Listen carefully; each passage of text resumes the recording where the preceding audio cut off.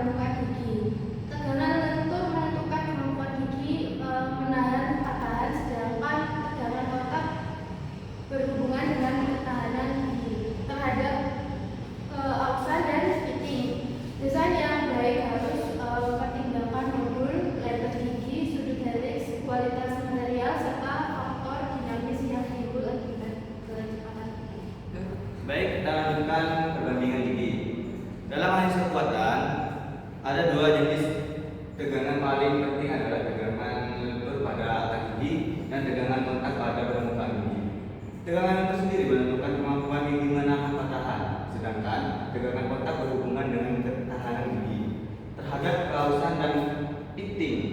Desain yang baik harus mempertimbangkan modul lebar gigi dan sudut helix, kekuatan material, serta faktor dinamis yang timbul akibat kecepatan program. Oke, next slide. Roda gigi miring mengikuti ukuran standar seperti modul, jumlah gigi, sudut helix, dan lebar gigi.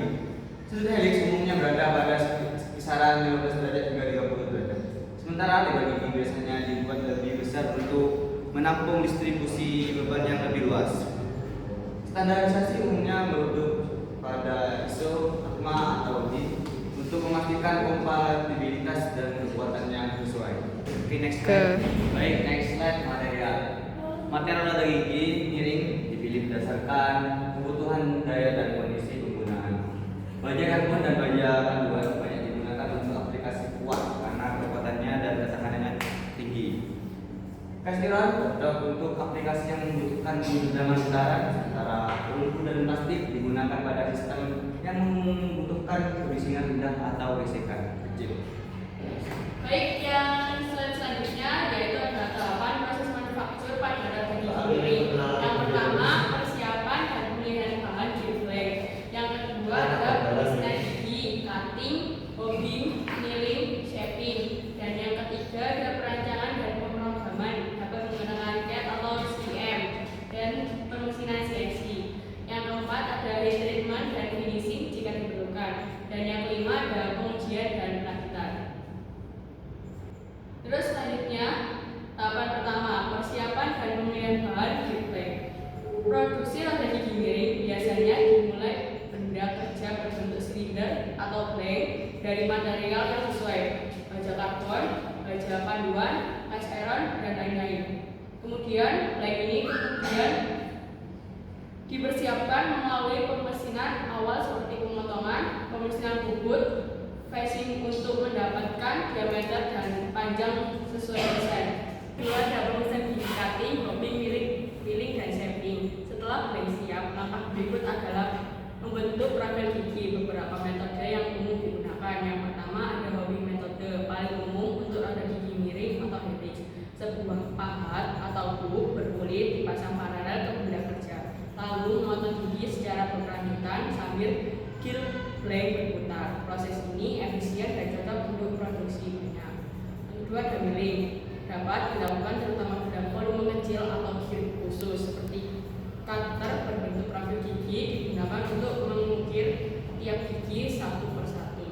Kemudian ada shaping atau shaper method alternatif terutama bila butuh toleransi tertentu atau untuk gigi internal. Cutter berbentuk profil gigi melakukan stroke maju mundur sambil benda kerja diindeks ulang tiap gigi. Kemudian ada proses awal atau untuk gigi kasar atau kasar pitch.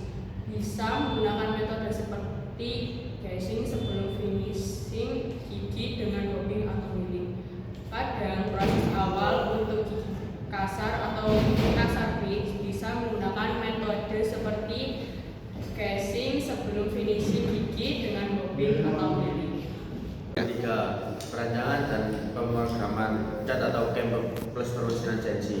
Untuk produksi modern sering menggunakan perangkat lunak desain dan manufaktur, misalnya menggunakan software CAD atau gambar untuk menggambar gear.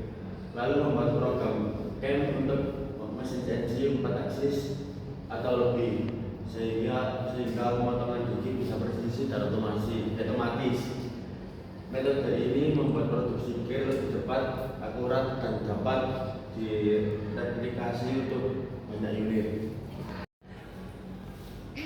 Nomor 4, heat treatment dan finishing.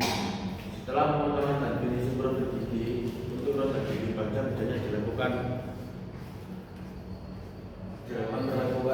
panas atau treatment agar material dapat mendapatkan sifat mekanik yang diinginkan. Kekerasan, ketahanan haus, uletan, dan sebagainya. Proses hardening ini penting agar gigi tidak cepat haus saat dipakai menahan torsi besar. Setelah itu dilakukan pemeriksaan kualitas, yaitu dimensi profil permukaan sesuai Helix Angel dan pitch serta kelurusan poros. Nomor 5, pengujian dan perakitan. Setelah jadi dilakukan pengecekan apakah gigi saling mesh dengan gear pasangannya dengan benar, apakah ada backlash, apakah getaran atau hembus rendah, dan apakah kuat menahan beban. Setelah lolos, gear dapat dirakit ke sistem transmisi atau gearbox. Oke, setelah itu ada contoh soal. Sebuah pasangan roda gigi miring mentransmisikan daya sebesar 5 kW dari motor dengan kecepatan 1200 rpm. Lalu diketahui sudut helix betanya itu 20 derajat, rasio gigi I-nya sama dengan 3, modul dipilih M sama dengan 3 mm, jumlah gigi pionin Z1-nya itu 18. Kenapa 18? Agar tidak undercut. Maka jumlah gigi roda Z2-nya itu adalah 3 dikalikan Z1, yaitu 3 dikali 18 sama dengan 54. Lalu ada lebar muka atau face width dipilih B sama dengan 8M sama dengan 24 mm. Lalu hitunglah 1 diameter pitch pionin dan roda gigi, 2 gaya tangensial atau FT, 3 tegangan lentur sederhana atau Lewis, dan cek apakah aman jika tegangan izinnya itu 150 MPa. Lanjut. Oke, selanjutnya ada penyelesaian dari soal yang sudah saya bacakan sebelumnya. Yaitu yang pertama itu menghitung torsi pada pinion dengan rumus T sama dengan P dikalikan 60 per 2 Pn. Dengan nilai P yang sudah diketahui adalah 5000 dan nilai N yang sudah diketahui ialah 1200. Setelah itu dimasukkan ke dalam rumus. Jadi T sama dengan 5000 dikalikan 60 per 2Pi dikalikan 1200 dengan hasil perhitungan 39,8 Newton, lalu dikonversikan menjadi 39.800 Newton mm. Lalu langkah selanjutnya adalah menghitung diameter pitch dengan rumus D sama dengan M dikalikan Z. Jadi setelah itu pionin D1-nya sudah diketahui kan di atas, yaitu 3 dikalikan 18 sama dengan 54 mm. Dan selanjutnya mencari roda D2, yaitu 3 dikalikan 54 sama dengan 162 mm.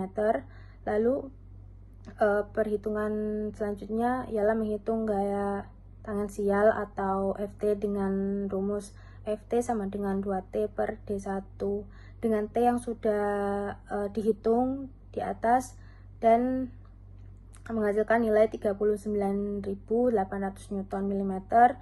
Juga D1-nya sudah dihitung dengan nilai 54 mm. Setelah itu dimasukkan ke dalam rumus, jadi FT sama dengan 2 dikali 39.800 Newton mm per 54 mm dan hasilnya adalah 1474 Newton.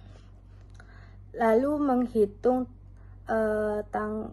tegangan lentur atau Lewis dengan rumus sigma sama dengan FT per B kali M kali Y.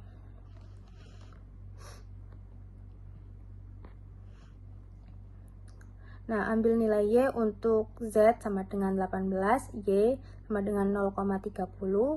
Terus hitung dulu bagian bawahnya, B dikalikan M sama dengan 2 dikalikan 3 sama dengan 72. Lalu 72 dikalikan dengan Y yaitu 0,30 dan hasilnya 21,6. Maka hasilnya itu 1474 dari FT tadi yang sudah dihitung per 21,6 sama dengan hasilnya 68,2 MPa. Terus langkah selanjutnya adalah mengecek keamanan. Jika tegangan izinnya tadi di soal itu 150 MPa, maka tegangan kerja yang sudah dihitung ini mencapai 68,2 MPa. Nah, tegangan kerjanya yang barusan dihitung ini kan lebih kecil dari tegangan izin tadi di soal, kan di soal tadi 150. Jadi dikategorikan aman. Sekian dari saya. Terima kasih. Sekian presentasi dari kelompok kami. Mohon maaf bila ada kekurangan dan salah kata. Wassalamualaikum